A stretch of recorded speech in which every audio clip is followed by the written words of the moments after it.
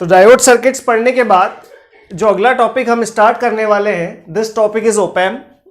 Electrical, EC और instrumentation तीनों के लिए बड़ा ही इंपॉर्टेंट है, तीनों ब्रांचेस में। और इलेक्ट्रिकल में तो मैक्सिमम जो क्वेश्चन है वो डायोड सर्किट से और ओपैम्प से ही आते हैं, तो हमने कोशिश की है कि इन दोनों को सबसे पहले लिया जाए, उसके बाद बीजेटी और मॉसफेट कवर करेंगे।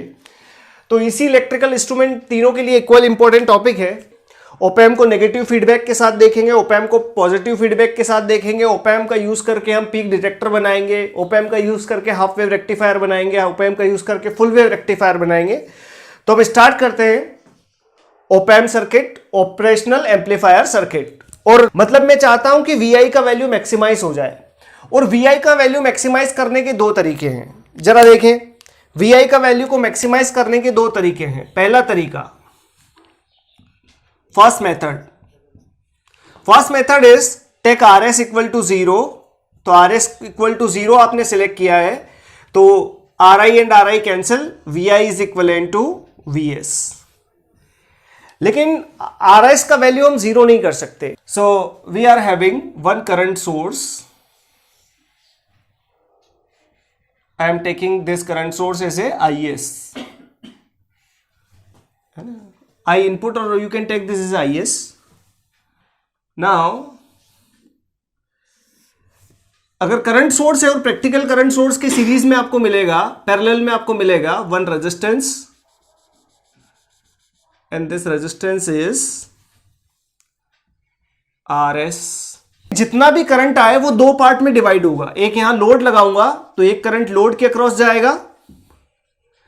अब मैं चाहता हूं कि ये जो आउटपुट का पूरा करंट है ये लोड के अक्रॉस आ जाए, तो जितना भी करंट आरओ के अक्रॉस जा रहा है वो करंट का वैल्यू होना पड़ेगा 0। अब आरओ के अक्रॉस करंट का वैल्यू करना है 0, तो practically the value of RO should be, because this is unavoidable, so practically value of RO is as high as possible. और अगर इन तीनों पैरामीटर्स की आइडियलिटी लिख ली जाए, value of are I 1 marks gate में ईएस में पूछे जाने वाला, मैक्सिमम बार पूछे जाने वाला क्वेश्चन है। डिफरेंट तरीके से पूछा जा सकता है इसको कि ट्रांस रेजिस्टेंस एम्पलीफायर का इनपुट आउटपुट रेजिस्टेंस कितना होगा। तो ध्यान रखें आप कि सप्लाई को हटा के, लोड को हटा के जितना भी पार्ट है, that part is known as amplifier. इसको आप ओपैम्प से भी बना सकते हैं, मॉसफेट से भी बना सकते हैं, और बीजेटी से भी बनाया जा सकता है।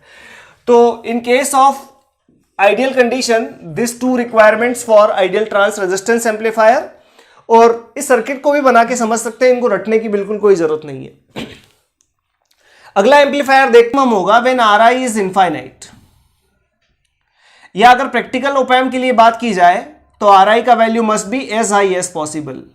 जितना ज्यादा इनपुट रेजिस्टेंस उतना ही उसके अक्रॉस पोटेंशियल ड्रॉप होगा। ये तो बड़ा बेसिक सर्किट एनालिसिस का रूल है कि अगर मैंने 5 वोल्ट लगाया है और मैं चाहता हूं, दो रेजिस्टेंस है R1 एंड R2,